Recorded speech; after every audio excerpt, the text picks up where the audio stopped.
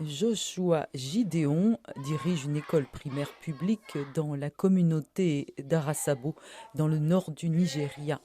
Ici, beaucoup d'enfants n'ont pas les moyens d'acheter des livres et d'autres fournitures scolaires. L'éducation de base qui est nécessaire pour qu'un individu devienne quelqu'un dans l'avenir, si cette base ne lui est pas donnée, alors il va certainement faire des erreurs dans la communauté. Le nombre d'enfants qui vendent des marchandises ou mendient dans les rues au Nigeria met en évidence l'ampleur du défi.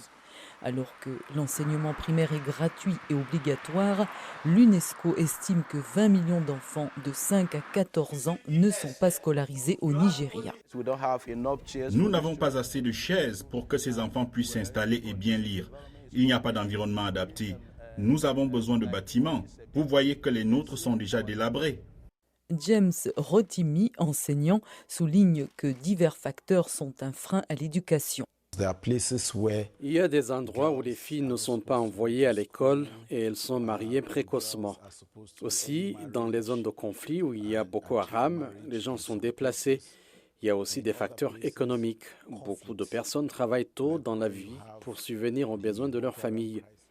La Commission nationale pour l'éducation de base universelle a estimé que le pays devait construire 20 000 nouvelles écoles avec près d'1 million de salles de classe. Un projet ambitieux selon l'enseignant, soulignant que seulement 5,4% du budget de l'État est réservé à l'éducation. Il devrait y avoir des démarches pour inciter le secteur privé à investir dans le système éducatif, notamment des allègements fiscaux. C'est une question fondamentale. Aussi, les communautés pourraient également être impliquées. Les enfants de moins de 15 ans représentent 42% de la population au Nigeria. Les experts soulignent que la mise en œuvre des politiques éducatives est lente et inégale et ils recommandent d'agir pour que tous ces enfants puissent aller à l'école.